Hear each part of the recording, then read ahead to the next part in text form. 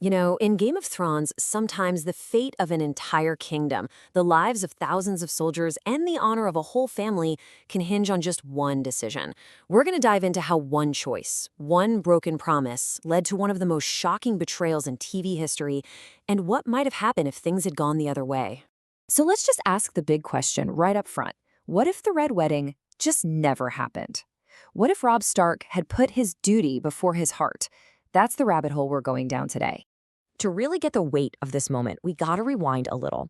After Ned Stark's execution, the North just explodes into open rebellion, and his son Robb is suddenly thrust from being an heir to being a king, earning himself the name the Young Wolf.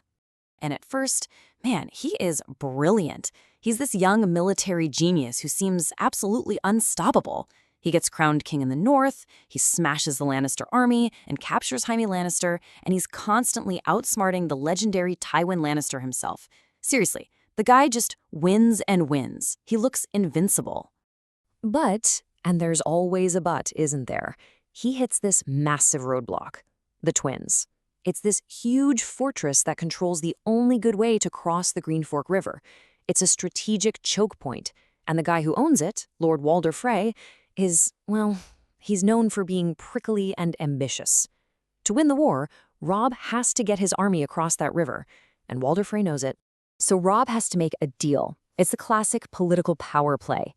To get his army across the river and secure an alliance with House Frey, he gives his word, his solemn vow, that he'll marry one of Walder Frey's daughters. It's strategic sacrifice, you know? It's the kind of hard choice a king has to make for his people. But this is where a king's duty and a man's heart collide. An unexpected romance is about to throw the entire Northern war effort completely off the rails.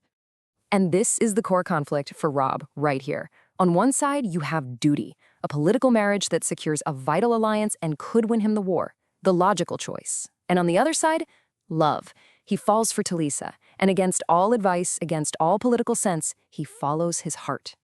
And that one single choice kicks off a catastrophic domino effect. First, Robb marries Talisa, breaking his sacred vow to the Freys. Step 2, a deeply insulted and humiliated Walder Frey pulls all his support. Step 3, Tywin Lannister, ever the opportunist, sees his opening and starts scheming with the Freys and the equally ambitious Roose Bolton. And the result of all that? The Red Wedding. Robb, his mother, his wife, and his entire army are slaughtered. The rebellion is crushed in one night. Okay, but let's stop right there. Let's hit the brakes, rewind the clock back to that one single decision, and see what could have been. Let's explore an alternate history. The entire course of the war, the fate of Westeros, it all changes with this one simple question. What if he had just kept his promise? Instantly, the whole game board changes. House Frey isn't an enemy, they're a loyal and powerful ally. That critical river crossing, it's secure for the entire war. And, most importantly, without an angry Walder Frey, Tywin Lannister's whole conspiracy falls apart. The Red Wedding never ever happens, Robb Stark lives, Catelyn Stark lives, the Northern Army survives. But just because he survives doesn't mean he's won. Not by a long shot. A living Robb Stark would find himself in a brand new war with a whole new set of brutal challenges.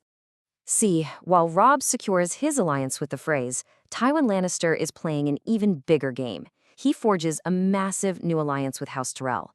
And that brings the Lannisters enormous wealth, tons of food, and one of the biggest armies in Westeros.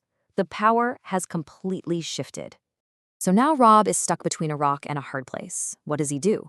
Does he keep pushing south, fighting for vengeance and independence, but risking his smaller army against this new super alliance? Or does he pull back, secure the North's borders, and focus on protecting what he already has? It's a huge choice. High risk, high reward versus a tactical play for long-term survival. All right, so let's zoom out from the military strategy for a second and think about the biggest impact of Robb's survival, the legacy of House Stark itself. I mean, the ripple effects are immense. With Robb alive, Roose Bolton never betrays him and is never made Warden of the North. And that means the truly sadistic Ramsay Bolton never rises to power to terrorize everybody. The Stark name remains a powerful force. And maybe the most important thing of all, Sansa and Arya would have a king, a brother, and a home they could actually return to. The Starks would be a unified family, not scattered survivors. And this really gets to the heart of Robb's story, doesn't it? He wasn't a bad king. He was a great commander, and just like his dad, a deeply honorable man. But this quote, it just sums it all up. In the cutthroat world of Westeros, the things we think of as virtues, like honor and love, can actually be fatal flaws. Which brings us to one last, really provocative thought. Let's say Robb keeps his promise. He survives, he secures the North, and he creates his own independent kingdom. Would any of it have mattered? Would a strong, united North have made any difference at all when the real enemy, the White Walkers, finally came down from beyond the wall? Or was this whole war for the Iron Throne just a distraction from the real fight?